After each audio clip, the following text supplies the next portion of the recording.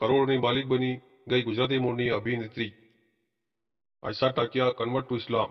બોલિવૂડની એક અભિનેત્રી તેની કારકિર્દી ટોચ પર પોતાના ધર્મ બદલી નાખ્યો. પછી એક ધારાસભ્યના બિઝનેસમેન પુત્ર સાથે લગ્ન કર્યા પછી અચાનક ફિલ્મોથી દૂર થઈ ગઈ. Tarzan the wonder car, Wanted, Pathshala અને મૂળ, યે દિલ માંગે મોર, શાદી નંબર 1, કેસ, શાદી સે પહેલે અને સન્ડે જેવી ફિલ્મોમાં શાનદાર અભિનય અને પોતાની સુંદરતાનો કામળ ફેલાવનાર એક અભિનેત્રીએ તાજેતરમાં જ ખુલાસો કર્યો હતો ફિલ્મોમાં નહીં આવે કારણ કે તેના અંગત જીવનમાં ખૂબ જ ખુશ છે. અહીં આપણે વાત કરી રહ્યા છીએ 37 વર્ષીય આયશા ટાકિયા વિશે. તેનું નામ બોલિવૂડની અભિનેત્રીઓની યાદીમાં સામેલ છે.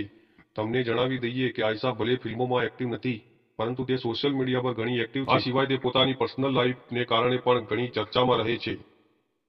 આયશા ટાકિયાનું નામ અભિનેત્રીઓમાં ગણવામાં આવે છે જે સ્ટારડમ, ફેમ અને ગ્લેમર ઝગમગાટમાં આવી હતી પરંતુ લાંબો સમય ટકી નહીં.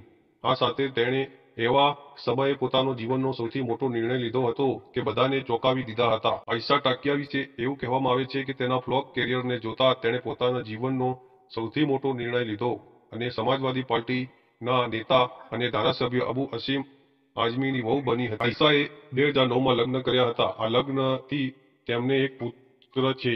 લગ્ન પછી આયશાએ ફિલ્મોમાં કામ કરવાનું બંધ કરી દીધું અને મુંબઈમાં ગુમનામ બની ગઈ.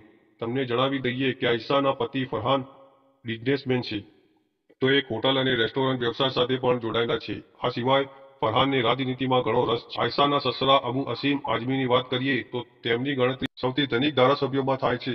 તેઓ માનખુર્દ શિવાજી નગર વિધાનસભા સીટ પર કામ કરી રહ્યા હતા.